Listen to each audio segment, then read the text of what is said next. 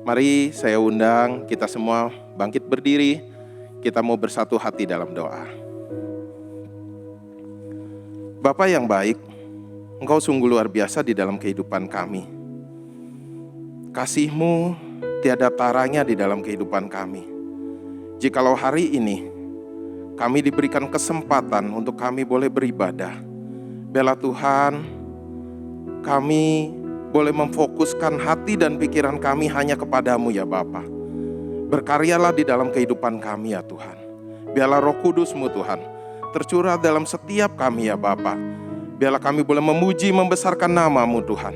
Dan biarlah kami juga Tuhan boleh mendengar akan pesan kebenaran firman-Mu Tuhan yang hendak Kau sampaikan nanti Tuhan dalam setiap kehidupan kami. Dan kiranya ini boleh menjadi kekuatan bagi setiap kami. Kami mau menyerahkan ibadah sebentar yang akan berlangsung nanti ini Tuhan. Dalam tangan-Mu Tuhan. Biarlah kehendak-Mu yang terjadi. Dan biarlah Engkau yang beracara. Dalam nama Tuhan Yesus Kristus, Juru Selamat kami yang hidup. Haleluya. Amin.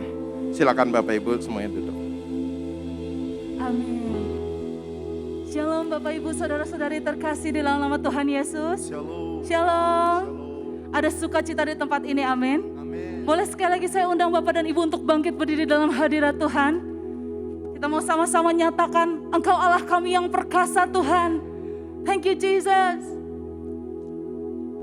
Thank you Lord. Kita percaya Tuhan hadir di tengah-tengah kita pagi hari ini, amin. Siang hari ini, amin. Mari sama-sama dengan sukacita kita mau bertepuk tangan di atas kepala. Engkau Allah kami yang perkasa Tuhan. Kau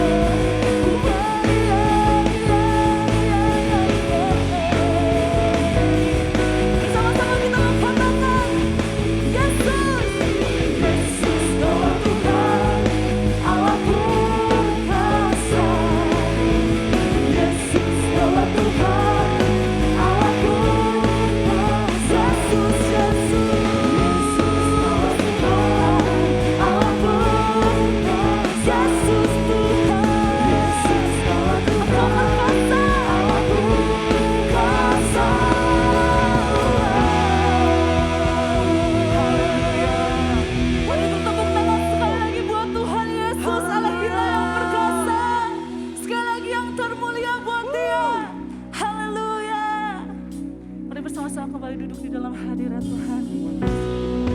Kita fokuskan hati kita, pikiran kita pagi hari ini, siang hari ini. Menyembah Engkau Allah kami yang setia. Thank you Jesus.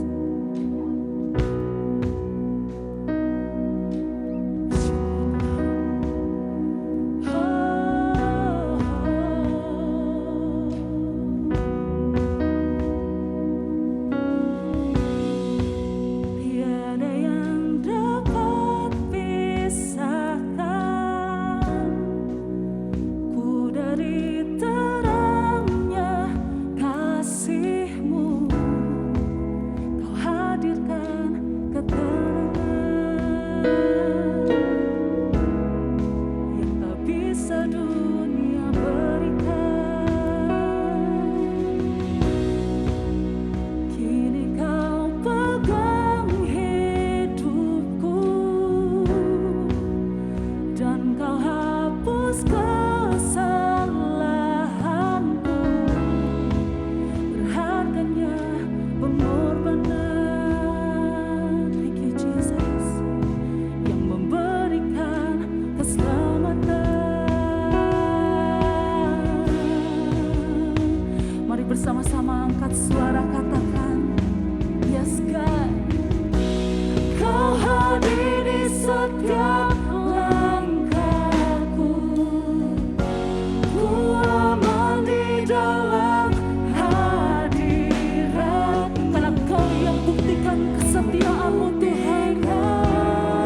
Engkau setia.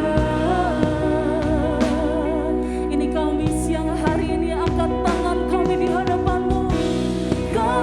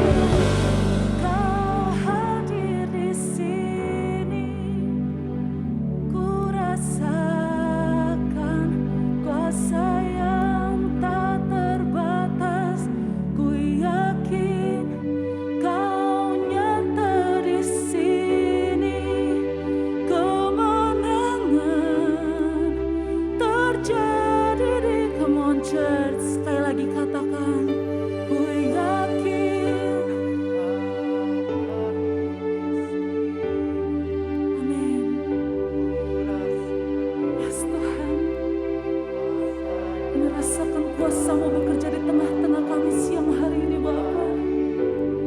Kau nyata di sini, kemenangan. Mari yang percaya angkat suara lebih lagi. Ku yakin Kau hadir di sini.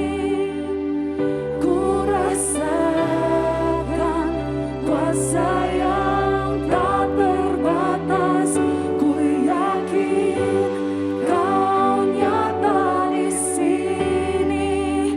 Kemenangan terjadi di sini. Ku yakin Kau hadir di sini. Ku rasakan kuasa yang tak terbatas. Ku yakin Kau nyata di sini. Kemenangan. Dengan iman kami nyatakan ada kemenangan terjadi. Kau hadir di sini. Ku rasakan kuasa yang tak terbatas. Ku yakin Kau nyata di sini. Kemenangan terjadi. Ada kesembuhan Tuhan. Kesembuhan terjadi. Ada pemulihan.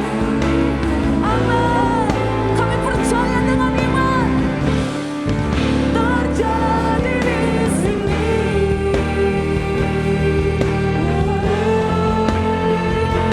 Amin.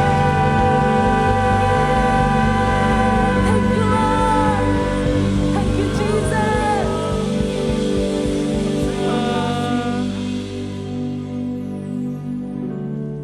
Ku yakin Tuhan ada di sini Tuhan. Ada kemenangan, ada pemulihan, ada mujizat terjadi di sini Tuhan. Urapan-Mu mengalir Tuhan. Hadirat Tuhan memberikan kemenangan bagi kami. Terima kasih Tuhan, pujian, penyembahan kami hanya untuk Tuhan. Engkau yang disenangkan, Engkau yang dipuji, Engkau yang diagungkan. Kami juga sebentar akan mendengar firman Tuhan. Urapi Bapak Gembala, Bapak Pendeta Dr. Rubin Adi Abraham yang akan memberkati kami. Urapi hamba-Mu, apa yang dikatakan yang berasal daripada-Mu, dan memberikan kami panduan untuk kami juga hanya berharap berserah pada Tuhan. Urapi juga semua para jemaat yang hadir di sini, yang di onsite dan di online. Tuhan berkati hikmat Tuhan, Roh Kudus menyertai kami Tuhan, untuk kami mendengar, kami bisa memikirkan dan kami bisa melangkah untuk kami melakukan firman Tuhan, sehingga ada kemenangan, mujizat terjadi dalam hidup kami. Terima kasih Tuhan, kami sambut firman Tuhan hanya di dalam nama Yesus. Kami berdoa dan mengucap syukur. Semua katakan amin. Jemaat yang dikasihi oleh Tuhan Yesus Kristus, Shalom. Hari ini saya akan menyampaikan firman dengan judul diubah dalam hadiratnya. Mari kita akan lihat Alkitab kita, Kisah Para Rasul pasal 15 ayat 16 dan ayat 17. Demikian firman Tuhan. Kemudian aku akan kembali dan membangunkan kembali pondok Daud yang telah roboh, dan reruntuhannya akan kubangun kembali dan akan kuteguhkan, supaya semua orang lain mencari Tuhan, dan segala bangsa yang tidak mengenal Allah yang kusebut milikku. Demikianlah firman Tuhan yang melakukan semuanya ini. Amin. Saudara, saya lahir di Surabaya dan pada usia 5 tahun saya pindah ke Tasikmalaya karena ayah saya mendapat panggilan Tuhan untuk mengembalakan di sana sampai hari ini.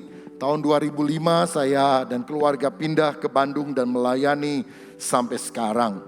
Nah, tetapi satu kali saya pergi ke Surabaya karena ada sebuah gereja yang mengundang saya untuk melayani firman di sana. Pada satu siang ketika tidak ada acara, kosong, ada saudara sepupu saya menjemput dengan mobilnya, mengajak saya makan, dan sebelum jam makan dia tanya, kamu mau pergi kemana? Lihat apa? Jalan-jalan sedikit sebelum makan katanya. Dan saya bilang, tolong antar saya ke rumah di mana saya dibesarkan pada waktu kecil. Rumah itu sudah sangat lama saya tidak kunjungi karena memang sudah dijual, sekarang menjadi milik orang. Tapi ada kerinduan untuk melihat kembali rumah lama itu. Jadi kami berangkat ke sana, saya diantar. Dan setelah mendekat rumah tersebut, rumah kecil, sederhana, mobilnya dipelankan. Dan saya bisa lihat kenangan itu kembali teringat. Lalu maju sedikit, di seberangnya nggak terlalu jauh, mungkin beda 4-5 rumah. Ada rumah yang lain, depannya dipakai warung, tapi di belakangnya untuk tempat tinggal. Itu rumah nenek saya. Dan saya ingat, saya kadang-kadang main di sana karena dekat. Dan pada waktu kecil pun setelah pindah ke Tasikmalaya, beberapa kali saya mengunjungi rumah tersebut ketika nenek saya masih hidup. Sebetulnya tidak ada yang menarik pada bangunan itu pun sudah dibeli oleh orang lain. Tapi apa yang membuat saya rindu untuk melihat rumah itu? Kenangan pada masa kecil. Ada sweet memories di sana. Bagaimana saya bertumbuh dari seorang bayi menjadi seorang anak. Saya merasa ada di antara saudara juga yang memiliki rumah masa kecil yang kadang-kadang saudara ingat. Dan itu yang kadang-kadang membuat kita rindu ingin mengalami suasana semacam itu. Kalau boleh saya pakai bahasa manusia, Tuhan satu kali teringat akan sebuah rumah favoritnya pada masa lampau. Sehingga dia berkata, aku akan datang kembali dan membangunkan pondok Daud, kemah Daud yang telah runtuh. Kenapa Tuhan rindu untuk kembali mengalami suasana di pondok Daud? Pondok Daud adalah sebuah tenda kecil yang dibangun oleh Raja Daud sebagai tempat the ark atau tabut perjanjian yang dulu pernah dicuri oleh orang Filistin tapi kemudian dikembalikan ke Israel. Saudara, zaman itu masih belum ada bait Allah. Tabernakel Musa sudah lama tidak ada. Jadi hanya tenda sederhana yang kemudian didirikan atas perintah Daud dan ada tabut perjanjian yang melambangkan hadirat Allah di sana. Tetapi Tuhan sangat rindu dengan suasana itu. Dia tidak merindukan tabernakel Musa yang lebih original. Dia tidak merindukan bait Salomo yang mewah yang hampir semuanya terbuat dari emas. Karena yang paling Tuhan cari bukan gedungnya, bukan bangunan atau tempatnya, tapi apa yang terjadi di sana. Pada zaman Daud, umat Tuhan berkumpul bersama-sama untuk menyembah Dia, mencari wajahnya, dan mereka berkasih-kasihan satu dengan yang lain antara Tuhan dan anak-anaknya. Ini adalah tempat love story, kisah cinta antara umat Tuhan dengan Allah, dan itu yang selalu dirindukan oleh Tuhan. Sehingga Tuhan seakan berkata begini, if you build it, I will come. Kalau kamu membangun lagi pondok itu, aku akan datang. Sekali lagi bukan pondoknya, bukan tendanya yang menarik, tapi apa yang terjadi di sekitar tenda itu. Saya melihat di sini ada dua sikap Daud yang kemudian sangat menarik kerinduan hati Allah untuk hal itu terjadi lagi pada akhir zaman. Yang pertama, Daud adalah seorang raja yang merindukan kehadiran Tuhan. Dalam Mazmur 27 ayat 4 dia berkata, satu hal telah kuminta kepada Tuhan, itulah yang kuingini, diam di rumah Tuhan seumur hidupku, menyaksikan kemurahan Tuhan dan menikmati bait-Nya. Yang paling dirindukan oleh Daud adalah tinggal di dalam hadirat Tuhan. Dan karenanya Daud memberikan perintah kepada anak buahnya, ratusan jumlahnya, kadang ditambah dengan yang lain ribuan saudara, untuk melakukan pelayanan musik, pujian, penyembahan, pelayanan mengaminkan di sekitar tabut perjanjian, di sekitar tenda itu. Dan mereka melakukannya selama 36 tahun tanpa henti siang dan malam. Saya bisa bayangkan tahun-tahun pertama ketika tabut kembali ke Yerusalem, orang akan berbondong-bondong jam berapapun, akan berdoa di sekitar tabut itu. Tapi setelah 3 tahun, setelah 5 tahun, saya rasa pada jam tertentu 12 malam, jam 3 dini hari, sangat sedikit orang yang ada di sana selain dari para pelayannya. Sehingga mungkin satu kali pemimpin pujian di Pondok Daud itu berkata kepada raja, "Raja, jam sekian jemaatnya sedikit. Bagaimana kalau kita kurangi saja? Kan sedikit yang datang, yang nonton hampir nggak ada, cuma kita-kita aja yang pelayanan." Dan saya rasa Daud akan sangat marah dan berkata, "Kamu tidak mengerti mengapa aku perintahkan kamu selalu menaikkan doa pujian penyembahan 24 jam. Karena satu-satunya yang boleh menonton hanyalah Allah di sorga. Kita melakukan ini bukan untuk menyenangkan jemaat, bukan untuk menyenangkan orang yang hadir. Kita melakukan ini hanya untuk menyukakan hati Tuhan. Itu sebabnya hal ini dilakukan terus-menerus. Dan Tuhan rindu hal semacam itu terjadi dalam diri umatnya. Saya tidak berkata bahwa setiap gereja harus mengadakan doa 24 jam. Kalau memang Tuhan suruh, ada kerinduan, itu sangat baik. Tapi bukankah kita adalah bait Allah sejati? Sehingga setiap saat kita harus punya hati yang selalu menyembah, memuliakan Tuhan. Karena Allah senang dipuji dan ditinggikan. Daud tidak tertarik kepada tabut yang terbuat dari emas. Dia lebih tertarik kepada hadirat Allah yang ada pada tabut tersebut. Allah itu omnipresence, maha hadir. Tetapi ketika kita memuji menyembah Dia, Dia bukan hanya hadir karena Dia maha hadir, tapi Dia akan menyatakan presence of God, presence of the Lord dengan kuat kuasa kemuliaan, dengan Shekinah glory, awan kemuliaan yang akan nampak kepada mereka. Dan itulah yang dirindukan oleh Daud. Saudara, saya rasa kita juga hari-hari ini harus mengerti kerinduan Tuhan. Allah mencari penyembah sejati. Mari kita rindu selalu masuk di dalam hadirat-Nya. Dan Ibrani 10 ayat 19 memberikan kunci bagaimana kita bisa masuk hadirat-Nya. Jadi saudara-saudara, oleh darah Yesus kita sekarang penuh keberanian dapat masuk ke dalam tempat kudus. Yang membuat kita bisa bersekutu dengan Tuhan itu bukan pujian.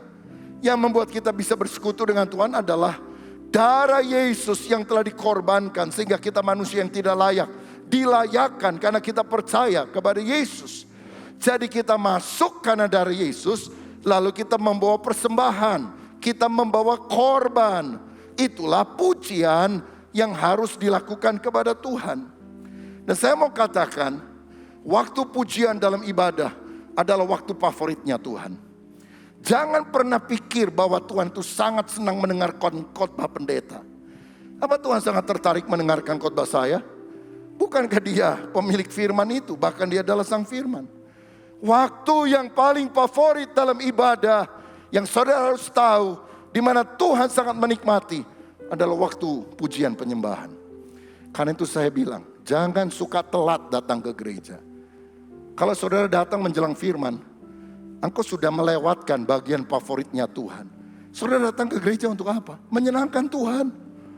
Menyenangkan Tuhan lewat apa? Pujian penyembahan. Mengapa engkau tidak bisa datang lebih awal? Bukankah itu bagian favoritnya Tuhan? Bless the Lord, oh my soul. Pujilah Tuhan, hai jiwaku. Kata bless itu kalau secara letterlek bisa berarti memberkati. God bless you, Tuhan memberkatimu. Tahukah saudara, pada waktu kita memuji menyembah Tuhan, itu bagian untuk kita memberkati Tuhan dengan pujian penyembahan. Karena Tuhan tidak pernah berkata, pujilah diriku sendiri. Kalau kita memuji Tuhan, kita melakukan apa yang Tuhan tidak bisa lakukan. Karena kita memberikan kemuliaan kepada Dia. Itu bagian favoritnya. Itu sebabnya mengapa Dia berkata, if you build it, I will come. Kalau kamu membangunnya, aku akan datang. Bukan membangun kemah, bukan membangun gedung, tapi membangun kerinduan rohani akan hadirat Tuhan. Dan Tuhan bilang, kalau aku temukan orang semacam itu, aku akan datang kepadanya. Sekarang ini ada banyak orang berusaha mencari the lost ark, di mana tabut perjanjian yang hilang. Itu nggak terlalu penting untuk Tuhan, karena Tuhan Maha tahu. Kalau Dia mau, Dia kasih tahu itu sama salah satu hambanya para nabi. Atau mungkin tabut itu sudah tidak ada memang. Tetapi yang Tuhan pentingkan bukan the lost ark, yang Dia cari the lost worshiper, penyembah yang hilang. Karena itu kepada wanita Samaria Dia bilang, kamu tahu nggak Bapak saya itu yang di sorga cari apa yang paling penting? Penyembah. Kenapa penyembah yang dicari? Karena langka, saudara. Dan Daud adalah orang yang mengerti hati Allah. Dia mempersembahkan pujian dari hati yang sungguh cinta kepada Tuhan sebagai ganti daripada korban bakaran. Dan Allah tidak marah, saudara. Kenapa? Karena Allah mengerti hatinya Daud. Mazmur 51 ayat 17 sampai 19. Bukankah di tabernakel Musa yang harus dipersembahkan adalah korban bakaran? Daud juga melakukan hal itu. Tetapi yang paling sering korban pujian. Kenapa hal itu diganti? Lihat Mazmur 51 ayat 17 sampai 19. Ya Tuhan, bukalah bibirku supaya mulutku memberitakan puji-pujian kepadamu. Sebab Engkau tidak berkenan kepada korban sembelihan. Sekiranya ku persembahkan korban bakaran, Engkau tidak menyukainya.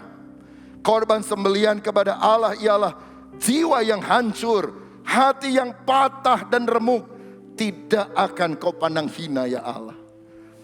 Tuhan tidak ingin sesuatu yang sifatnya ritual formal belaka. Memberikan korban ABCD. Yang Tuhan cari hati yang remuk karena pengakuan dosa dan rindu untuk menyenangkan hati Tuhan. Itu sebabnya kalau kita nyanyi tanpa hati yang sungguh terangkat kepada Tuhan, itu bukan persembahan yang akan diterima oleh Tuhan. Habel memberi persembahan, diterima. Kain memberi persembahan, ditolak. Karena yang Tuhan lihat adalah sikap hati yang terdalam. Satu kali ada seorang Kristen mimpi, diajak malaikat terbang, saudara, dan melihat kebaktian di gereja-gereja besar tertentu. Lalu kemudian setelah selesai diajak terbang itu, dalam mimpinya si orang Kristen ini bilang gini, malaikat, saya tadi lihat ya gereja gede-gede. Oh, orang yang datang ribuan. Pemain musiknya hebat-hebat. Waduh, pokoknya bagus deh. Tapi kok saya nggak dengar suaranya ya?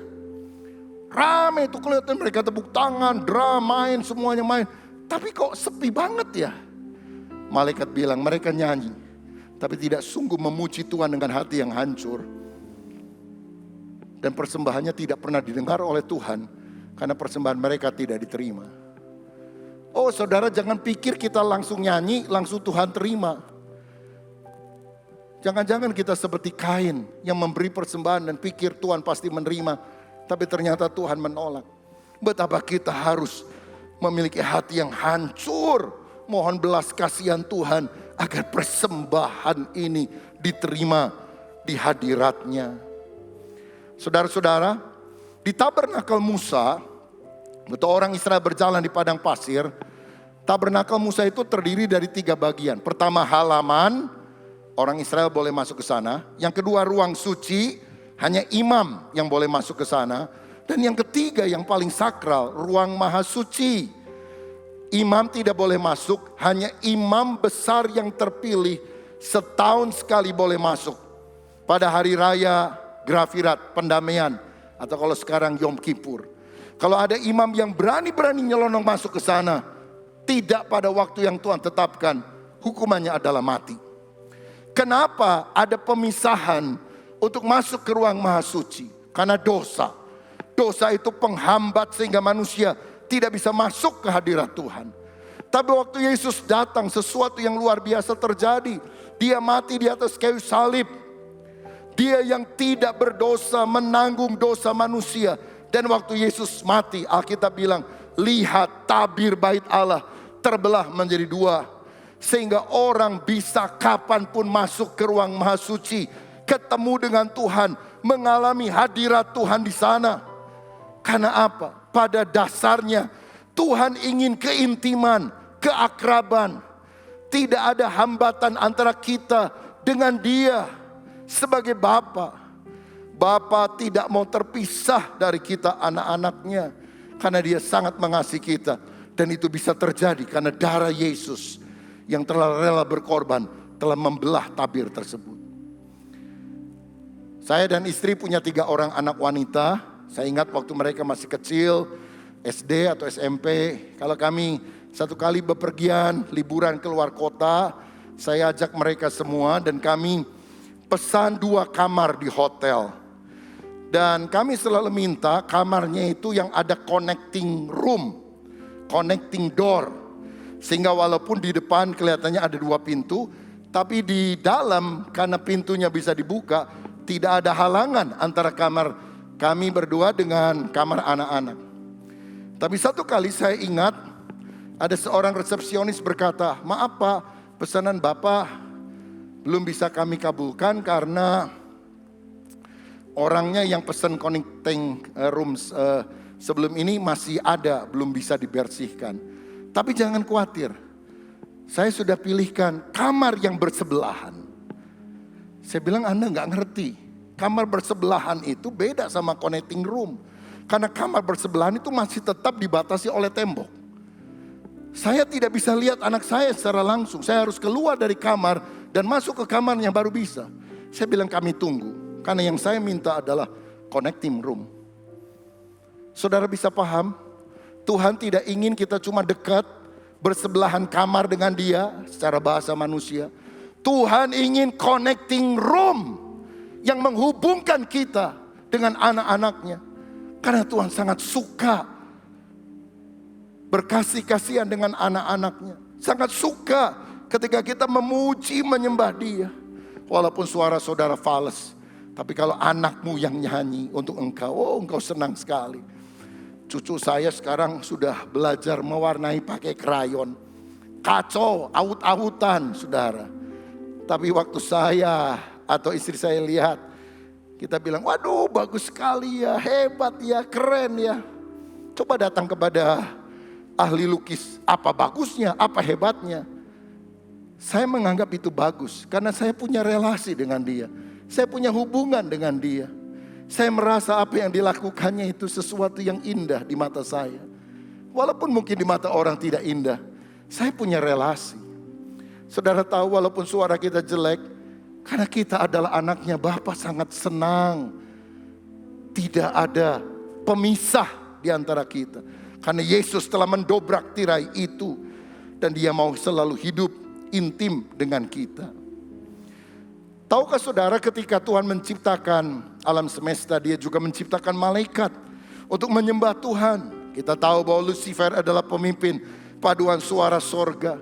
Tapi Lucifer satu kali berontak. Karena dia pikir kenapa Tuhan yang harus disembah. Mendingan saya aja. Saya gerakan anak buah saya, nyembah saya. Dan karena itulah setan dibuang dari sorga. Menjadi iblis, musuh Allah yang paling utama. Saudara-saudara, mungkin setan kemudian bilang gini, "Oke, saya diusir keluar, gak apa-apa. Tapi sorga sepi loh tanpa kita. Kita kan yang suka nyembah Tuhan. Sekarang kita diusir, gak ada tim pujian penyembahan yang bisa menggantikan kita. Kalau nggak ada gue nggak rame." Kira-kira seperti itulah setan bilang. Tuhan bilang, "Tunggu, aku tahu apa yang harus aku lakukan."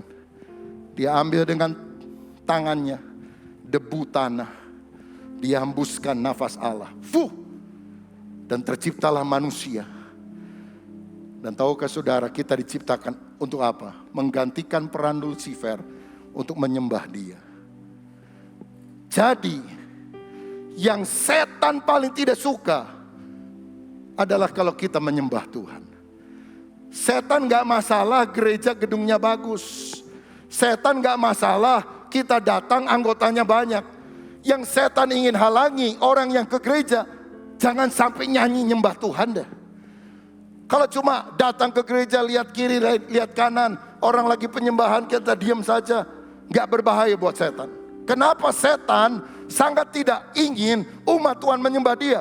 Karena itu yang diinginkan oleh Lucifer, penyembahan kita. Sehingga ketika kita menyembah Tuhan itu membuat panas hati Lucifer. Karena itu adalah impiannya yang tidak pernah terwujud. Itu adalah tugasnya yang telah direbut oleh manusia. Sehingga kita harus tahu di tengah pujian, itu waktu favorit Tuhan. Dan pada waktu favorit Tuhan itu jangan saudara tidak hadir. Dan kalau engkau sudah hadir, jangan nyanyi gak sepenuh hati. Karena setan akan berhasil dengan strateginya. Saudara gagalkan strategi setan. Karena kita tahu apa artinya pujian penyembahan. Kita ingin memberikan selalu yang terbaik kepada Tuhan. Yang layak untuk menerima segala hormat, pujian, kuasa, kemuliaan sampai selama-lamanya. Malaikat diciptakan sebagai makhluk roh. Manusia diciptakan menurut gambar dan rupa Allah. Malaikat hanya diciptakan sebagai pelayan Tuhan. Kita diciptakan sebagai anak Tuhan. Hanya kita yang bisa memanggil Allah sebagai Bapa. Waktu malaikat berdosa, dia buang. Waktu manusia berdosa, Tuhan tidak langsung buang. Tuhan datang dari sorga ke dunia, mencari kita. Bahkan dia rela mati di kayu salib untuk menebus dosa kita. Oh, kita berhutang penyembahan kepada Tuhan. Kalau Tuhan hanya Allah yang adil, dia akan tendang kita begitu kita berdosa. Tapi dia Allah yang penuh dengan kasih. Dia rela mati supaya kita tetap bisa menjadi penyembah dia. Yang mengekspresikan rasa syukur sebagai orang yang telah ditebus oleh Tuhan Yesus. Karenanya Allah ingin selalu bersekutu dengan anak-anaknya. Sebab ketika kita memuji Tuhan, memuliakan Tuhan, kita akan mengalami kebahagiaan atau kepuasan tertinggi, kepuasan terbesar dalam hidup kita. Saudara, orang yang memuji adalah orang yang sudah mengalami sesuatu yang bagus. Misalnya, kalau saudara ada yang pergi ke Bali lalu nginep di sebuah hotel yang bagus sekali, maka engkau akan cerita kepada teman-temanmu walaupun mereka gak pernah minta. Aduh, saya nginep di hotel keren banget. Pokoknya kalau kamu ke Bali, kamu mesti ke sana. Atau kalau saudara pergi ke sebuah rumah makan, makanannya enak banget, maka gak usah didorong-dorong. Saudara akan cerita, karena apa? Berbagi kebahagiaan adalah puncak kebahagiaan. Kalau kita sudah ngalami hidup dalam Tuhan, itu hidup yang sangat indah, sangat luar biasa. Gak mungkin diem, saudara sekalian. Kita akan cerita, kita akan memuji Tuhan. Bukan karena Allah itu seperti haus pujian, inginnya dipuji-puji. Tapi ketika kita memuji Tuhan, kita mengalami hadirat Tuhan. Bahkan sebelumnya kita sudah mengalami kebaikan Tuhan dalam hidup kita. Dan mulut kita tidak bisa bungkam selain memuji dan menyembah, membesarkan nama Tuhan. Saudara, mari seperti Daud, kita punya hati yang rindu akan hadirat Tuhan. Itu yang membuat Tuhan rindu kepada rumah favoritnya ketika orang-orang bersekutu untuk memuji menyembah dia. Yang kedua yang lebih dalam, ini dimensi yang kadang kurang dibahas. Daud adalah orang yang memandang wajah Tuhan. Mazmur 27 ayat 8 berkata, hatiku mengikuti firman-Mu, carilah wajahku, maka wajah-Mu ku cari ya Tuhan. Dia rindu hadirat Tuhan dan dia mencari, memandang wajah Tuhan. Bukankah dalam 2 Tawarik 7 ayat 14 Tuhan juga pernah berfirman, dan umatku yang atasnya namaku disebut merendahkan diri, berdoa dan mencari wajahku, lalu berbalik dari jalan-jalan yang jahat, maka aku akan mendengar dari sorga dan mengampuni dosa mereka serta memulihkan negeri mereka. Tuhan ingin agar kita mencari wajah Tuhan. Kenapa dikatakan mencari wajah Tuhan? Saudara, kalau kita ngobrol sama orang, yang kita lihat itu apanya? Kakinya, tangannya, bukan wajahnya. Karena wajah adalah gerbang komunikasi dan relasi. Ketika kita bicara sambil memandang satu dengan yang lain, ada pertukaran pikiran. ada kesesuaian hati. Jangan hanya cari perbuatan tangan Tuhan, mujizatnya, berkatnya, pertolongannya. Tapi cari wajah Tuhan, cari pribadinya. Kita ngerti pikirannya, kita ngerti hatinya. Sebab di dalam Mazmur 13 ayat 2 dikatakan kalau Tuhan menyembunyikan wajahnya, maka berarti kita tidak mengalami hadirat Tuhan. Berapa lama lagi Tuhan kau lupakan aku terus menerus? Berapa lama lagi kau sembunyikan wajahmu terhadap aku? Apa artinya menyembunyikan wajah? Kita ke gereja, kita doa, kita melakukan apapun, kita nggak ngalami Tuhan.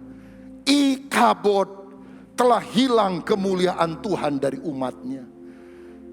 Tetapi kalau kita sungguh memandang wajah Allah, menghadapkan wajahnya kepadamu, menyinari engkau dengan damai sejahtera, itu artinya Tuhan berkenan kepada kita. Saya ingin perkenalkan saudara pada satu istilah Latin, coram Deo. Coram Deo artinya hidup di dalam hadirat Tuhan. Coram Deo artinya hidup di bawah otoritas Tuhan. Coram Deo artinya hidup untuk kemuliaan Tuhan. Coram Deo adalah living in the presence of God, under the authority of God, for the glory of God. Dan ini yang kita akan lakukan kelak di sorga. Coram Deo, kita akan hidup selalu di hadirat Tuhan, di bawah otoritas Tuhan, dan untuk kemuliaan Tuhan. Dan bukankah kerajaan Allah itu harus datang, bukan hanya di sorga, tapi harus dimulai dari bumi. Dan di bumi inilah kita harus selalu coram Deo, selalu ingat apapun yang kita lakukan adalah untuk kemuliaan Tuhan. Saya dulu sekolah di SDK, jadi ada lagu lama saudara, lagu GKI. Ya, aminor ya. Di depan mata Yesus ku buka kehidupanku dan isi hati yang teguh di depan mata Yesus. Ada yang pernah ingat lagu itu? Yang pernah dengar boleh angkat tangan? Oh ada ya beberapa orang. Generasi sekarang nggak tahu lagu itu saudara. Ya kalau saudara tahu mungkin dulu saudara pernah beribadah di gereja Protestan atau di sekolah Protestan. Dan yang paling jelas saudara sudah tua karena itu lagu lama saudara sekalian. Kalau anak-anak sekarang kan nggak tahu lagu itu. Ini lagu kita mungkin gak pernah menyanyikan, tapi lagu yang luar biasa. Di depan mata Yesus ku buka kehidupanku. Gak dibuka juga Tuhan tahu kok. Coram Deo, hidup di dalam hadirat Tuhan yang maha tahu. Di bawah otoritas Tuhan, taat, tunduk kepadanya untuk kemuliaan nama Tuhan. Saudara tahu di dalam perjanjian lama orang tidak mungkin memandang wajah Tuhan. Sebab orang yang memandang wajah Tuhan, kata Tuhan kamu akan mati karena kamu berdosa. Itu sebabnya ketika Musa berkata tunjukkan kemuliaanku, Tuhan bilang kamu mati loh kalau aku tunjukkan kemuliaan. Oke, aku akan jalan, kamu harus bersembunyi di balik bukit. Dan ketika aku sudah hampir lewat, hilang, kamu lihat sebentar, kamu lihat belakangku. Dan waktu Musa mengalami itu dia gemetar saudara. Sebab orang berdosa ditunjukkan kemuliaan Tuhan yang luar biasa. Dan itu sebabnya waktu dia turun kepada orang Israel, wajah Musa itu berkilau-kilauan. Dan orang gak berani mendekat. Karena apa? Wajahnya penuh dengan kemuliaan Tuhan.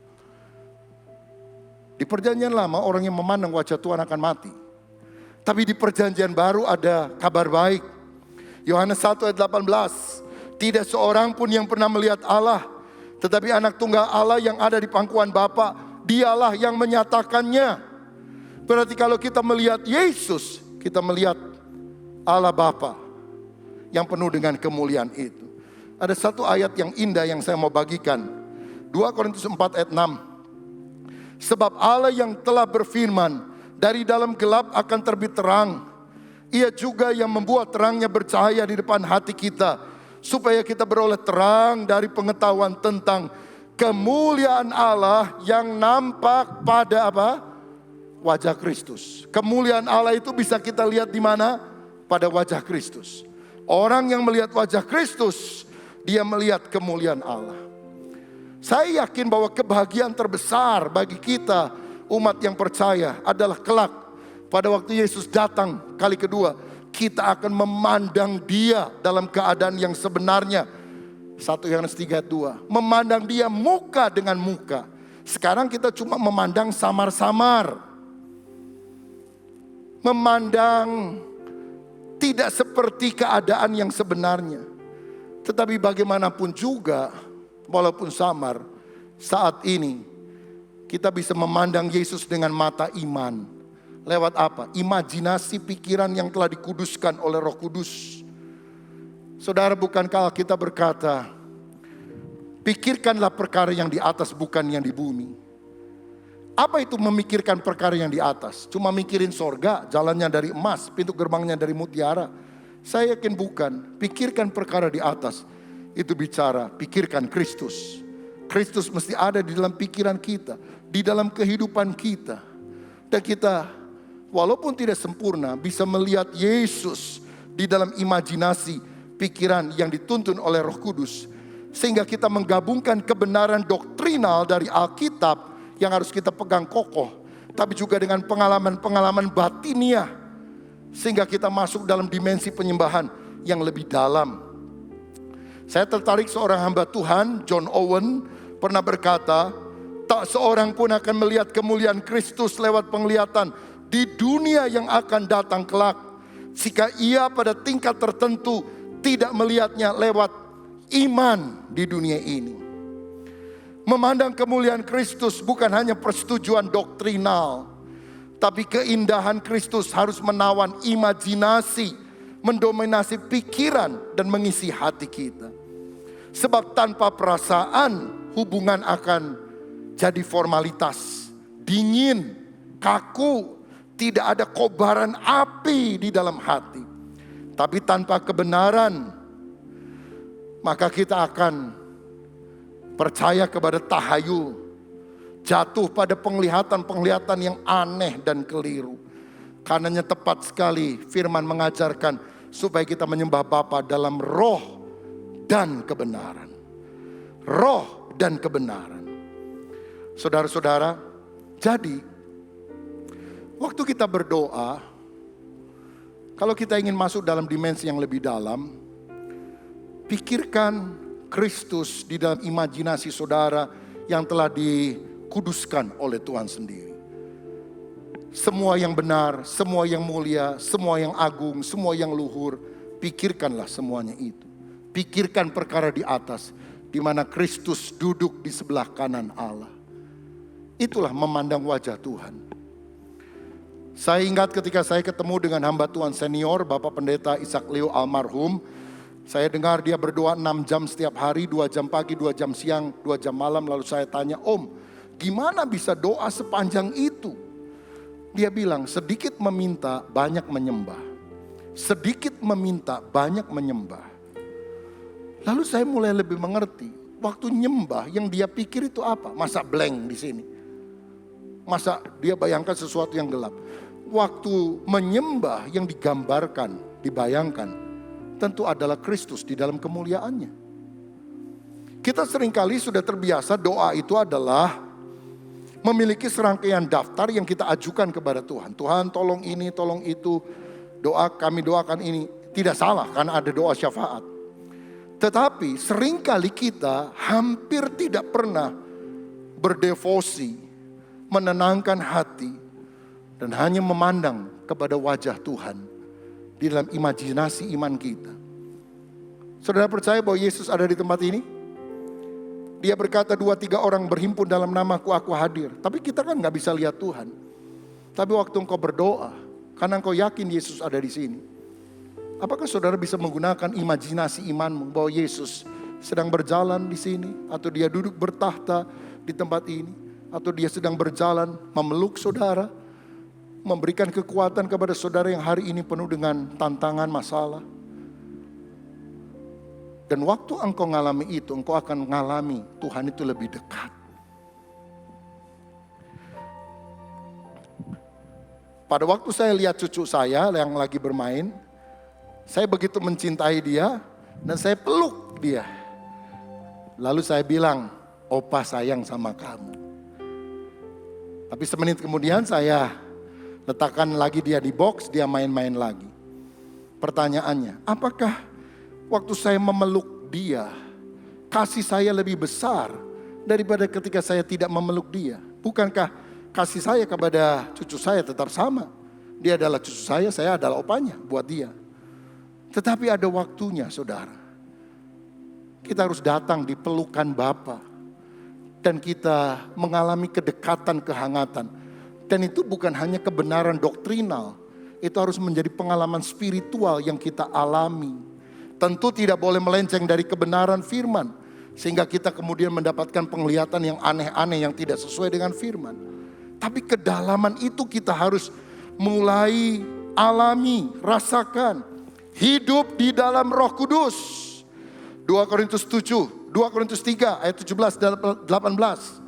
Sebab Tuhan adalah roh dan di mana ada roh Allah di situ ada kemerdekaan. Dan kita semua mencerminkan kemuliaan Tuhan dengan muka yang tidak berselubung. Dan karena kemuliaan itu datangnya dari Tuhan yang adalah roh, maka kita diubah menjadi serupa dengan gambarnya dalam kemuliaan yang semakin besar. Kalau kita selalu hidup di dalam roh dan kebenaran, kita akan diubah dalam kemuliaan yang semakin besar. Menjadi serupa dengan Kristus. Karena itu selalu alami Roh Kudus. Lewat apa? Dua hal ini. Worship, penyembahan, dan yang kedua adalah firman. Nyembah Tuhan, baca firman. Nyembah Tuhan, baca firman. Saya katakan tingkat pengenalanmu akan Tuhan melalui firman akan menentukan tingkat penyembahanmu kepada Tuhan. Engkau tidak akan bisa sungguh-sungguh menyembah Tuhan lebih dalam kalau engkau tidak mengenal firman. Karena itu baca firman setiap hari. Saya berusaha tiap hari baca 2 pasal PL, 2 pasal PB. Kadang-kadang kalau ada firman yang begitu mempesona hati saya tidak buru-buru menghabiskan 4 pasal. Tapi saya menikmati. Ya, tadi pagi cuma 1 pasal, saudara. Tapi Mazmur 119, ratusan ayat di sana, saudara. Saya menikmati hal itu. Seperti orang mengunyahnya. Dan itu membangkitkan rasa cinta kepada Tuhan. Baca Alkitab Bapak Ibu. Ada kabar baik bagi Bapak Ibu yang mungkin sudah 50 tahun ke atas. Yang ini Alkitab kok kecil-kecil ya tulisannya ya. Aduh kalau ini susah bacanya. Ini lembaga Alkitab kita, Alkitab Indonesia telah menerbitkan Alkitab dalam edisi besar. Wah saya nikmati saudara. Waktu yang lalu saya cuma baca lewat tab, sekarang balik. Kalau devosi pribadi bawa Alkitab ini, baca, garis bawahi lagi. Waduh nikmat. Ya, Alkitab cetak itu ada nikmatnya. Kalau Alkitab HP kadang-kadang suka ada yang masuk gitu, saudara, mengganggu. Ya. Jadi mungkin ada beberapa Alkitab di depan yang saudara kalau mau saudara bisa dapatkan di sana. Ini akan sangat membantu. Tapi ingat, Roh Kudus dan firman itu kita akan alami ketika kita hidup di dalam kebenaran yang Tuhan ajarkan. Kalau kita suka menyembah Tuhan, suka membaca Alkitab, kita akan makin mengasihi Tuhan. Dan orang yang makin mengasihi Tuhan akan makin serupa seperti Yesus. Karena kita akan menjadi seperti apa yang kita sembah. Seperti seorang bapak gereja yang bernama Agustinus yang pernah berkata, I am what I love. Aku adalah apa yang aku kasihi. Semakin saudara mengasihi sesuatu atau seseorang, semakin saudara akan mirip dengan sesuatu atau seseorang yang saudara kasih itu. Nearness is likeness. Semakin dekat, semakin kita serupa. Jadi kalau kita mengasihi Tuhan, kita akan makin mirip dengan Tuhan. I am what I love. Agustinus juga mendefinisikan dosa dengan cara yang luar biasa. Dia bilang dosa itu adalah kasih yang salah arah. Kasih yang tidak patut. Misalnya kita seharusnya mengasihi suami atau istri kita sendiri. Tapi kalau kita mengasihi suami atau istri orang lain, itu kasih yang salah arah, dosa. Kita seharusnya mengasihi Tuhan. Tapi kalau kita mengasihi berhala, misalnya uang, materi, itu kasih yang salah arah. Bukankah sekarang orang banyak yang jauh lebih cinta uang daripada cinta Tuhan? Itu adalah dosa. Hamartia di dalam bahasa aslinya, meleset dari sasaran, karena kita diciptakan untuk mengasihi Tuhan dengan segenap hati, segenap jiwa, segenap pikiran, segenap kekuatan kita. Tapi iblis telah menyelewengkan itu, membuat kita meleset, sehingga kita harus kembali pada mengasihi Tuhan. Kalau engkau tidak mengasihi Tuhan, engkau pasti mengasihi berhala yang bukan Tuhan, dan itu adalah dosa. Saudara, mari kita belajar mengasihi Tuhan dengan segenap keberadaan kita. Bagian terakhir, hasilnya apa kalau kita punya dua sikap seperti Daud itu? Merindukan kehadiran Tuhan, memandang wajah Tuhan. Kita akan diubah dalam hadiratnya, itu hasilnya. Saudara, yang benar yang mana menurut saudara? Kita harus suci dulu baru bisa dekat sama Tuhan, atau kita harus dekat dulu sama Tuhan baru kita bisa disucikan? Yang pertama atau kedua yang benar? Apakah Sakius suci dulu baru bisa dekat sama Yesus? Apakah wanita yang kedapatan berbuat zina suci dulu baru dekat sama Yesus? Apakah wanita Samaria yang sudah 5 kali kawin dan sekarang kumpul kebo dengan suami orang suci dulu baru kemudian dia dekat dengan Yesus?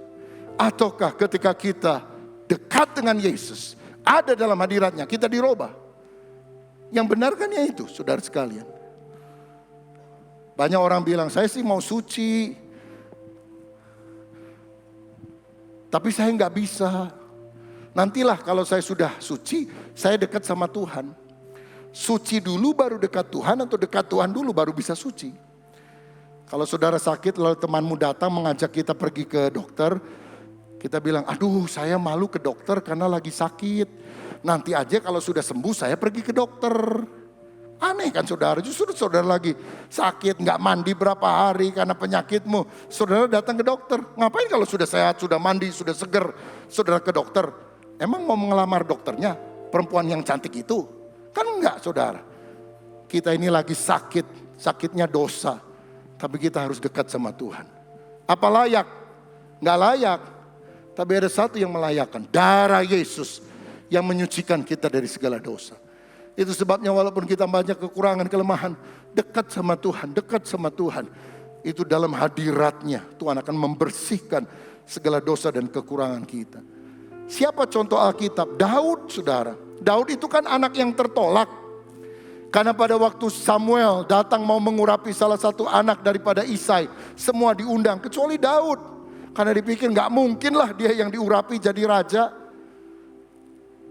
Bahkan di dalam Mazmur 27 ayat 10, dia berkata, sekalipun ayahku dan ibuku meninggalkan aku, namun Tuhan menyambut aku. Kalau dia bukan anak yang tertolak, dia gak akan ngomong ayat ini. Dia merasa ditolak.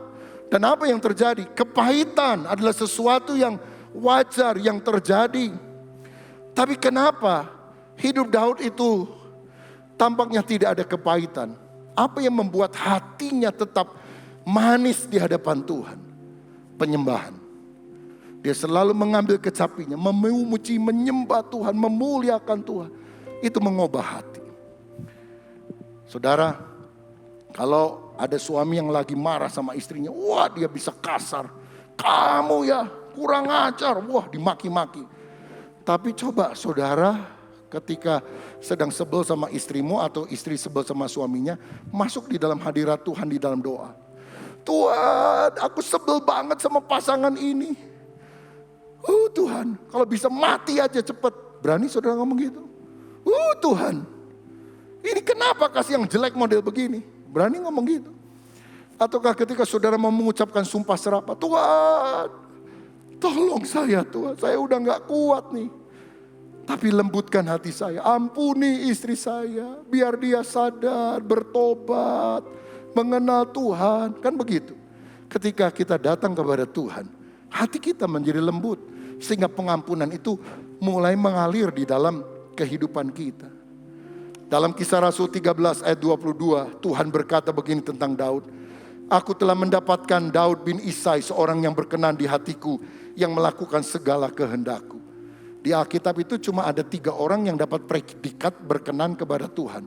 Yang pertama Yesus. Inilah anakku yang kukasihi, kepadanya lah aku berkenan. Yang kedua Henokh. Dan Henokh hidup bergaul dengan Allah dan dia tidak ada lagi sebab dia diangkat oleh Allah. Karena selama hidupnya dia mendapatkan kesaksian bahwa hidupnya berkenan kepada Tuhan. Wow, Yesus jauh banget itu standarnya daripada kita yang berdosa. Henokh, waduh saleh banget. Susahlah ngejar orang-orang seperti itu dalam kesalehan.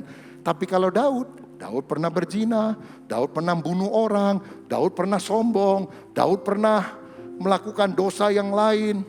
Kenapa Tuhan bilang aku berkenan kepada orang ini?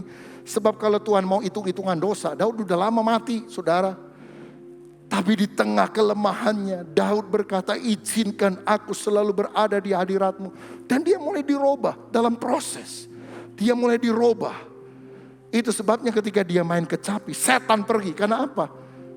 Sudah match sama gelombang surgawi. Sehingga setan aja gak bisa deket-deket. Saudara-saudara. Dan ayat terakhir, ini dahsyat. Orang yang hidupnya berubah akan dimampukan Tuhan mengubah orang-orang di sekitarnya. 1 Samuel 22 ayat 1 dan 2 sebagai ayat penutup. Lalu Daud pergi dari sana dan melarikan diri ke gua Adulam. Ketika saudara-saudaranya dan seluruh keluarganya mendengar hal itu, pergilah mereka ke sana mendapatkan dia. Berhimpunlah juga kepadanya setiap orang yang dalam kesukaran, setiap orang yang dikejar-kejar tukang piutang, setiap orang yang sakit hati, maka ia menjadi pemimpin mereka. Bersama dengan dia ada kira-kira 400 orang. Daud waktu melarikan diri ke gua Adulam didatangi bukan hanya keluarganya, tapi orang-orang yang bikin masalah dalam hidupnya di mana-mana. Siapa yang datang? Orang yang bermasalah, orang yang dikejar-kejar utang, orang yang sakit hati. Ini troublemaker ngumpul semua sama Daud, saudara. Kenapa? Mereka pikir Daud aja adalah orang yang pasti kepahitan. Sama bapak ibunya tidak dihargai. Sama Saul yang ditolongnya mati-matian. Berkali-kali ingin dibunuh. Pasti Daud kepahitan. Udah cocoklah saya gabung sama dia. Membentuk BSH, barisan sakit hati. Tapi Alkitab menunjukkan 400 itu bergaul sama Daud. Diubah oleh Tuhan melalui Daud. Jadi 400 pahlawan Daud yang perkasa. Yang selalu menang di dalam peperangan. Dan Daud tidak menunjukkan sakit hati. Ketika satu kali Saul yang mengejar dia sedang tidur dan tidak sadar, Daud dekat dengan dia. Anak buahnya berbisik, bunuh dia. Tuhan telah memberikan kesempatan kepadamu. Oh, pakai nama Tuhan lagi, saudara. Tapi Daud bilang apa? Jangan mengusik orang yang diurapi oleh roh Allah. Daud gak mau bunuh Saul. Karena apa? Hatinya sudah beres. Saya mau bilang kalau engkau masih hidup dalam kepahitan, itu tanda yang paling jelas engkau bukan penyembah yang sejati. Sebab penyembah yang sejati seperti Daud, walaupun ada alasan untuk sakit hati, saudara. Tapi waktu dia di dalam hadirat Allah, memuji menyembah Allah, luntur semua, rontok semua itu kepahitan. Dihanyutkan oleh aliran kasih Allah, segala dendam dan kepahitan. Dan kasih itu mulai mengalir dalam hidupnya. Kalau engkau ketemu dengan Tuhan, selalu ada dalam hadirat Tuhan. Orang ketemu saudara, hidupnya akan berubah. Dan orang akan bilang, aku kalau gak lihat hidupmu yang berubah, aku gak mungkin percaya sama Tuhan. Aku lihat kamu brengsek banget dulu. Kok bisa berubah ya?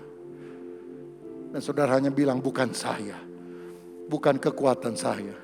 Hanya Roh Kudus yang bisa mengubah hidup saya. Karena saya ingin selalu hidup dekat dengan Tuhan. Siapa yang percaya Tuhan bisa mengubah hidup kita di dalam hadirat-Nya. Haleluya. Maukah saudara hari ini masuk di dalam hadirat Tuhan? Agar kita mengalami Tuhan. Dan Tuhan memakai kita menjadi alat kemuliaan-Nya. Kita berdiri bersama-sama. Ku masuk ruang Maha Kudus dengan darah anak domba.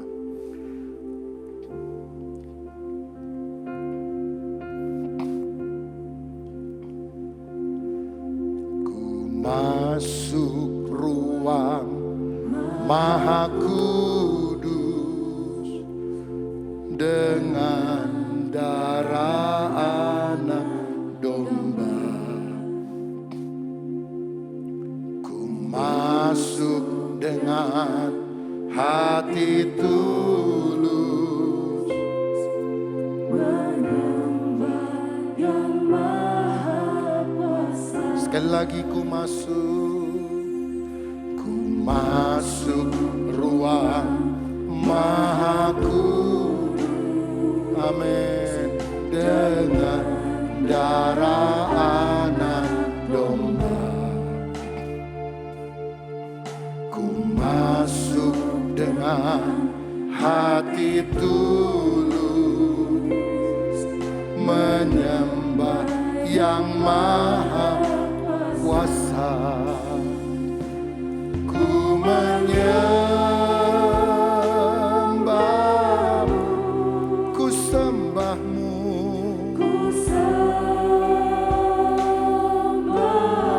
ku menyembah-Mu, menyembah-Mu, ku sembah-Mu, sebab nama-Mu kudus, kudus Tuhan.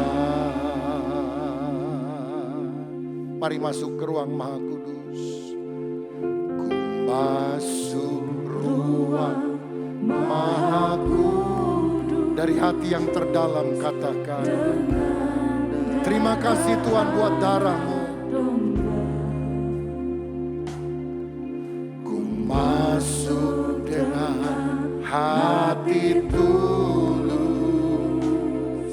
menyembah yang maha kuasa.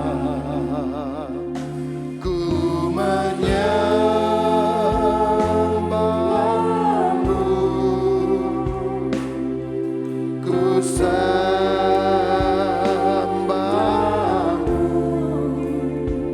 ku menyembah-Mu. Amin. Ku sembah-Mu, sebab nama-Mu kudus, kudus Tuhan. Saya tahu kita sedang berada di gereja bersama dengan banyak jemaat yang lain. Tapi bolehkah pada saat ini kita melupakan orang-orang yang ada di sekitar kita? Kita hanya menunjukkan hati kita kepada Yesus. Pandang Yesus dengan mata iman kita. Sadari bahwa Dia pasti menepati janjinya. Dia hadir di tengah kita. Mungkin ada yang melihat dengan mata iman Yesus duduk di tahta, atau sedang berjalan mendekati saudara, atau memeluk saudara dan memberikan kekuatan ketika engkau sedang mengalami kesulitan. Bapa tidak mau ada jarak, tirai telah Dia robek, Amin. supaya kita selalu bisa bersekutu dengan Dia. Jalan yang mustahil telah Dia buka. Tinggal respon kita sekarang. Maukah kita menjadi anak-anak-Nya yang selalu merindukan hadirat Tuhan, selalu ingin memandang wajah Tuhan? Maukah kita menyukakan Tuhan? Pujian penyembahan adalah bagian favorit, bagian terbaik yang kita bisa persembahkan untuk Tuhan. Saudara datang ke gereja untuk apa? Hanya untuk mendengar khotbah? Bukankah kita seharusnya datang untuk memuliakan Tuhan? Ambil waktu sebentar untuk menyembah Dia, menyukakan hati Tuhan. Dan biar engkau mengalami dimensi yang lebih dalam. Waktu menyembah Tuhan, Biar Tuhan menyatakan kemuliaan-Nya kepadamu melalui wajah Yesus, melalui pribadi Yesus. Haleluya, haleluya, haleluya. Ya ralabashika naralabashika naralabashanda ralabalabalabalabalabalabalabalabala.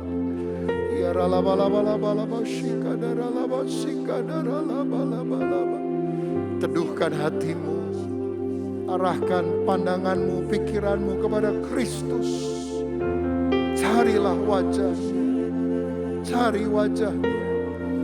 Ya ralabalabalabalabashika naralabashika naralabalabalabalabalabalabalabalabashika. Ya ralabalabashika naralabashika. Haleluya, haleluya, haleluya, haleluya. Tuhan, hadirlah, jamah kami satu persatu. Ku menyembahmu,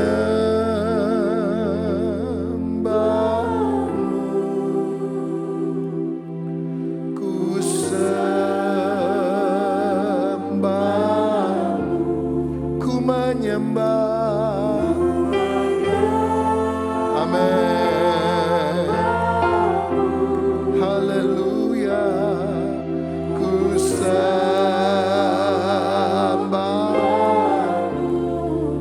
sebab namamu kudus, kudus Tuhan. Tahukah saudara, dalam kemuliaan sorga, orang yang tidak terhitung banyaknya akan menyanyikan pujian. Dan suaranya bagaikan desau air bah. Mengangkat tangannya dengan daun palem di tangan. Memuji nama di atas segala nama. Nama Tuhan Yesus Kristus. Bisakah engkau mengalami hal itu sekarang? Datanglah kerajaanmu, jadilah kehendakmu di bumi seperti di sorga. Mari sekali lagi berikan pujian penyembahan kepada Tuhan dari dasar hati yang terdalam. Ku menyembahmu, ku sembahmu,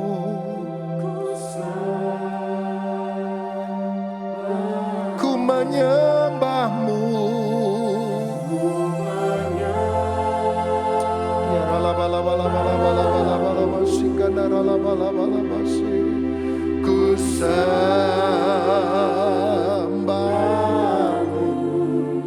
sebab namamu kudus, kudus Tuhan. Sebab namamu kudus, sebab namamu kudus, kudus Tuhan. Sekali lagi katakan, sebab namamu kudus, sebab namamu kudus, kudus Tuhan.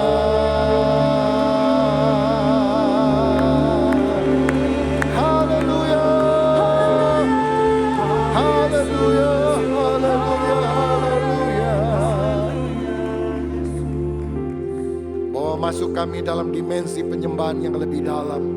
Karena kami tahu kami berubah ketika kami berada di hadirat-Nya. Ajar kami selalu rindu kehadiran Tuhan. Ajar kami memandang wajah Tuhan. Sehingga hidup kami tidak pernah sama lagi. Kami tahu rumah kesukaan Tuhan adalah Pondok Daud. Bukan karena bangunannya, karena itu bangunan yang sangat sederhana. Tapi apa yang terjadi di sana? If you build it, I will come. Jika kami membangun pujian penyembahan dari hati kami yang dalam, Tuhan berkata, aku akan datang kepadamu. Ya Tuhan, siapkan kami menjadi bait suci-Mu, sehingga hadirat Tuhan selalu ada dalam hidup kami. Demi nama Yesus, kami mengucap syukur dan berdoa. Haleluya. Amin. Berikan kemuliaan untuk Tuhan kita. Silakan duduk. Kami Kami ucapkan sekali lagi terima kasih buat pelayanan pemberitaan kebenaran firman Tuhan pada Bapak Pendeta Rubin Adi Abraham. Kiranya Tuhan yang berkati lebih-lebih dan berlipat-lipat kali ganda, Pak. Terima kasih. Baik Bapak, Ibu, dan saudara-saudari terkasih, kita akan memberikan persembahan umum. Juga bagi Bapak dan Ibu, saudara-saudari terkasih yang saat ini sedang menyaksikan ibadah ini secara online, Bapak dan Ibu dapat mentransfer melalui rekening yang tertera di layar atau screen Bapak Ibu saat ini. Mari kita akan menyaksikan Battle News. Salam jumpa kembali dalam Battle News. Berikut kami sampaikan informasi untuk Anda semua. Kepada seluruh pelayan GBI Battle, Anda diwajibkan mengikuti konser doa sekaligus mendapat arahan dari Gembala, Pendeta Dr. Rubin Adi Abraham, pada Kamis 3 November jam 7 malam, bertempat di GBI Battle Mekarwangi. Dan bagi yang mengikuti konser doa di luar Bandung, dapat mengikuti melalui aplikasi Zoom. ID meeting akan diberitahukan via WhatsApp.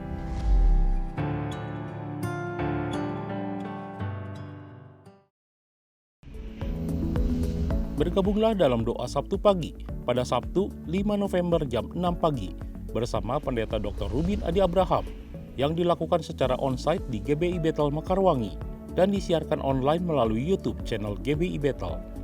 Dan doa Sabtu pagi di GBI Battle Hyper Square jam 6 pagi bersama PDP Dr. Tony Tejo. Mari ajak saudara, teman, rekan untuk berdoa bersama-sama.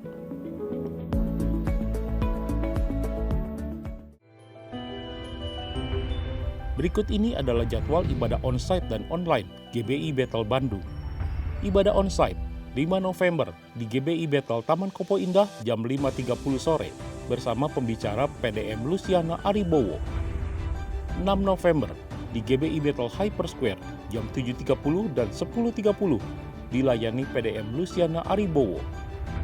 6 November di GBI Battle Mekarwangi jam 7.30, 10.30, dan 4.30 sore dengan pembicara Pendeta Dr. Rubin Adi Abraham. Ibadah disertai dengan perjamuan kudus. Berikut ibadah online yang disiarkan melalui YouTube channel GBI Battle.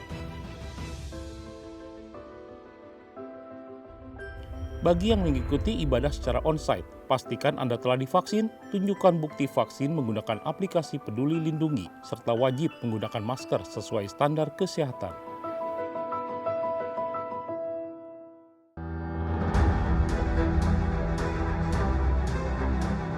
Shalom jemaat Tuhan, banyak suara mengatakan bahwa tahun 2023 merupakan tahun resesi, berat, suram, dan penuh dengan tantangan baru. Kenaikan harga pangan, kelangkaan energi, membuat inflasi sejumlah negara melambung tinggi. Lalu bagaimana persiapan Anda memasuki tahun 2023? Sudahkah Anda mempersiapkan iman Anda untuk semakin mengandalkan Tuhan di tengah badai hidup? Bapak Ibu Saudara, bergabunglah dalam program 40 hari yang mengubahkan yang akan dilaksanakan pada tanggal 11 November sampai 20 Desember 2022. Ada banyak rekan dan saudara lainnya berdoa, berpuasa, serta melakukan misi bersama dengan tuntunan firman Allah yang penuh kuasa, serta didampingi para fasilitator dan mentor yang melayani sepenuh hati. Pastikan Anda ikut mempersiapkan diri dan iman Anda karena gelombang kegerakan Allah yang dahsyat, serta lawatan mujizat Allah akan Anda dapatkan. Terobosan dan kemenangan akan menjadi milik Anda. Segera daftarkan diri Anda pada nomor yang tertera di layar ini. Tuhan Yesus memberkati. Shalom.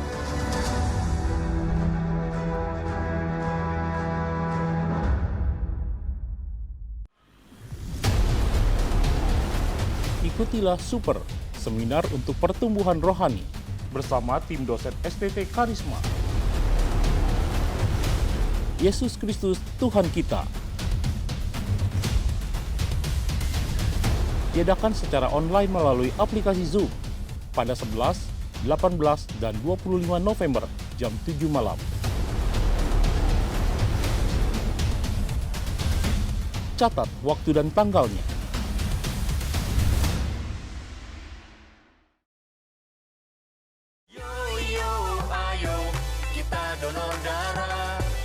GBI Battle Bandung bekerjasama dengan Palang Merah Indonesia mengadakan kegiatan donor darah. yang diselenggarakan pada Minggu 13 November mulai jam 9.30 pagi hingga jam 1.30 siang, bertempat di lobi GBI Bethel Mekarwangi. Bagi Anda yang ingin berpartisipasi, daftarkan diri melalui link berikut.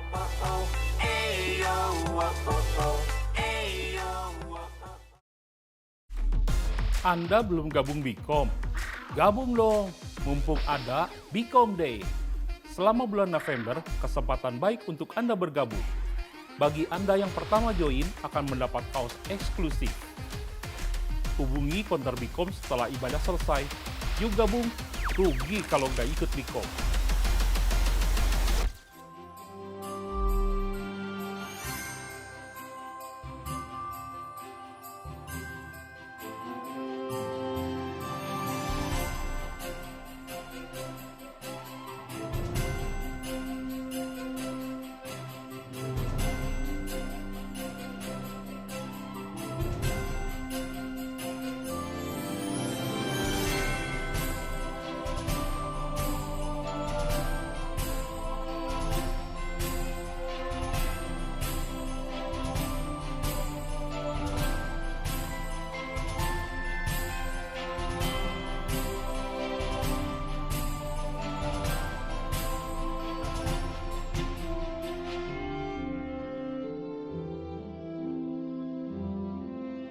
Haleluya. Shalom.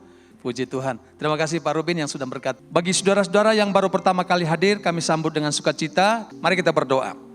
Bapa, terima kasih untuk ibadah Tuhan telah memberkati dari awal, pertengahan sampai akhir. Terima kasih untuk pujian yang boleh dinaikkan. Engkau ditinggikan, Engkau diagungkan. Engkau bertahta di atasnya. Hadirat-Mu boleh kami rasakan menjamah melawat kami ya Tuhan. Dan kebenaran firman-Mu yang sudah mengarahkan kami, menegur kami, mengingatkan kami. Betapa pentingnya kami terus membangun keintiman dengan Tuhan. Tidak ada jarak, tidak ada sekat yang memisahkan. Kami terus boleh bergaul intim dengan Tuhan. Dimanapun kami berada Tuhan. Terima kasih untuk hamba-Mu, Bapak Pendeta Rubin Adi yang sudah Kau pakai untuk menyampaikan kebenaran firman-Mu. Urapi terus, pakai terus hamba-Mu Tuhan, dimanapun hamba-Mu melayani. Berkati Ibu Lena, berkati anak-anak, menantu dan cucunya Tuhan. Kami juga berdoa buat gembala pembina kami, Om Julius Isa. Terima kasih Tuhan, Kau telah mengurapi, memakai hamba-Mu secara luar biasa sampai hari ini. Berikan terus hamba-Mu kesehatan, pengurapan baru ya Tuhan. Berikan umur panjang Tuhan. Berkati tante, berkati anak, menantu, cucu, cicitnya Tuhan. Tuhan Yesus, kami juga berdoa buat saudara kami yang lemah tubuh, yang sakit. Dan kami juga mau berdoa buat kota Bandung, Jawa Barat, bahkan Indonesia. Shalom Indonesia, berkat Tuhan atas bangsa kami Tuhan.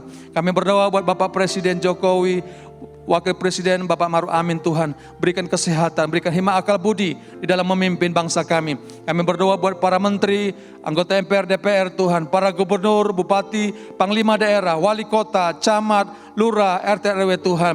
Semua mereka yang dipercayakan menjalankan roda pemerintahan, karuniakan mereka roh takut Tuhan. Terima kasih Tuhan Yesus, terima kasih Indonesia dalam hati-Mu Tuhan. Berkati bangsa kami. Bila sebentar umat-Mu kembali ke tempat masing-masing, kami percaya berkat penyertaan Allah selalu ada bersama kami. Kami angkat tangan kami, tanda kami terus mengandalkan Tuhan, melibatkan Tuhan. Biarlah kasih daripada Allah Bapa, anugerah limpah dari Tuhan kita Yesus Kristus, serta berkat persekutuan dengan Roh Kudus menyertai kita sekalian hari ini sampai Maranatha. Di dalam nama Yesus kami bersyukur dan sudah berdoa. Semua yang percaya katakan amin. Amin.